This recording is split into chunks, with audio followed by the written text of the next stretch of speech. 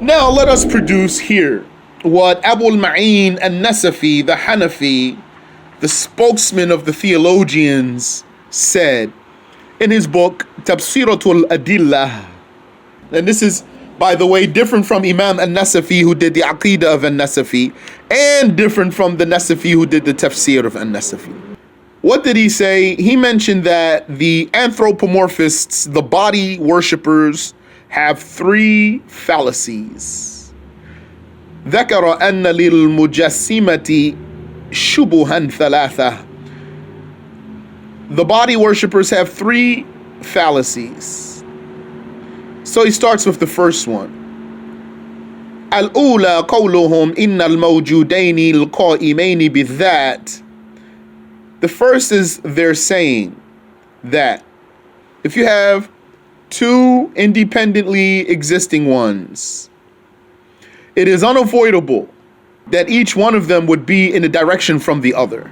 It must be, since they are two independently existing ones, it must be then that they are in a direction from each other. So what did Abul-Ma'in al-Nasafi say? He said, we say in response, and by Allah is the divine success, al-mawjudani al-qa'imani bidhat. When you have two independently existing ones, kullu wahidin minhuma fi shahidi yajuzu an yakuna fawqa sahibihi wal akharu tahtah. Then both of those, according to what is witnessed in existence, according to what is witnessed in created existence, each one of those, or one of those, could be over the other, and the other one could be below the other. So that Mushabbih, that likener, he's the one who started this. He opened up this point by saying if you have two independently existing ones, then they have to be in a direction from each other. They must be. This is inevitable and unavoidable. So then, following his claim, when you have two independently existing things according to what is witnessed in existence, in created existence, one of those two could be above the other and one of them could be below the other. So we say to them, أَتُجَوِّزُونَ هَذَا فِي الْحَقِّ تَعَالَى. Do you permit this concerning the God who truly exists? Exalted is He. If they say yes, then they have abandoned their madhab. What's their madhab? Their madhab is to say, Allah is not below. He must be above.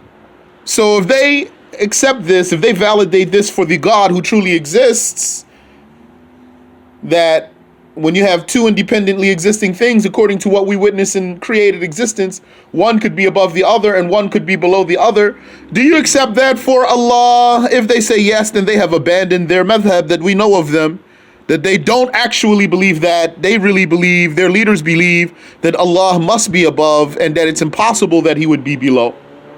And if they say no, we don't permit that, then they have debunked their own argument. You were the ones who started by saying, if you have two independently existing things, they must be in a direction from each other. Well, there are 6 directions. And according to what we witness in existence, one of those two could be above the other, and one of those two could be below the other. You apply that to Allah. If He says yes, then He abandoned his madhab of saying that Allah could only be above. And if He says no, then he debunked his own argument. So what happened here? Like we said last time, we caught them in a contradiction. So what did they do here? They said, well, it's as if they're saying we're actually justified in our contradiction. And perhaps they think that's true. Contradiction is categorically invalid. Just as a rule, remember, contradiction is always invalid. Sometimes you might find a person talking in a way that he's accepting a contradiction. Contradiction is always invalid. So it's like they're saying, when we caught them there, they said, two independently existing things must be in a direction from each other, most definitely. So we said, well, what we witness in existence, according to that, one could be above the other and one could be below the other. Do you permit that for Allah? Well, if they say, yes, we permit that, then they have contradicted their known position, that Allah could only be above. If they say, no, we don't permit that, then they have debunked their own evidence, their own argument. So then they might say, well, it's like they're saying, well, we're justified here in debunking our own argument. We're justified here in contradicting ourselves because if we say that Allah could be below, then we would be validating for him the deficiencies, and that's impossible. So then it would be said to them, if you have refused to confirm that for Allah because you found a reason to distinguish between the God who truly exists and what is witnessed in existence, which is according to you that the direction of below is inapplicable for its deficiency. So according to you, you found a reason to not apply to the God who truly exists what is witnessed in existence after, by the way, after you're the one who opened it up, after you're the one who started the claim, you found a reason to justify contradicting yourself, which is that you said, but the Creator can't be below because below is the direction of deficiency.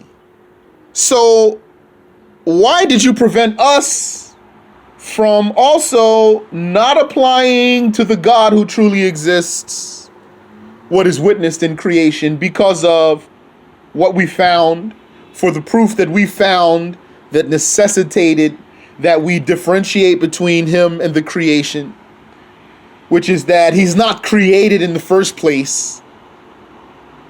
So since he's not even created, then all of the attributes of createdness cannot be applied to him. And so we said he's not in a place altogether. So why did you prevent us from doing something that you did? What does he say here? He says, قِيلَ لَهُمْ, it would be said to them, فَإِذَا أَثْبَتْتُمُ التَّفْرِيقَةَ بَيْنَ الشَّاهِدِ وَالْحَقِّ عِنْدَ وُجُوهِ دَلِيلِ التَّفْرِقَةِ. If you have confirmed a distinction, a difference between what is witnessed in existence and between God, because you found evidence for that distinction, which is that you didn't permit that the God who truly exists would be in the direction of below, although that's valid according to what is witnessed in existence and created existence, but because you found a reason to negate that, which is according to you the impossibility of deficiency for the Creator.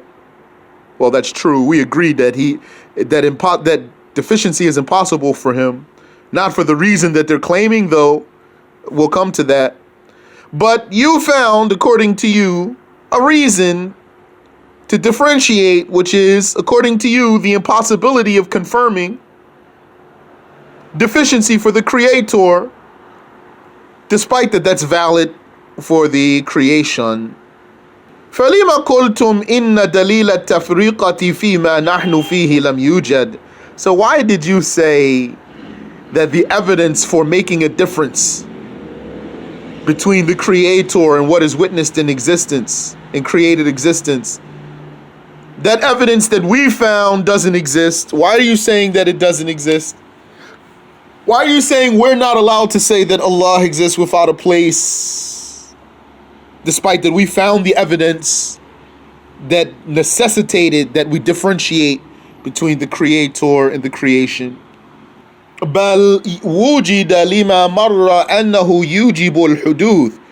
Rather, it is found that, according, like what we said already, that such qualities of being in places and directions dictate createdness. وهو ممتنع على الحق, and that's impossible for the God who truly exists. Jaizun bal wajibun ala shahid, but it's permissible. In fact, it's necessary for the created beings, for what is witnessed in creation. ثم نقول, furthermore we say to them, lahum, the direction of below being a direction of dispraise and deficiency is not granted. We don't agree to that, and we don't grant you that, because there is no deficiency in that. And there is no greatness in simply being in a higher location. How many guards are over the ceiling or over the roof while the prince is in the house? And how many lookouts are at high positions while the sultan is in a low position? Also, the angels, they live in the sky, and the prophets are on the earth, but the prophets are better than the angels.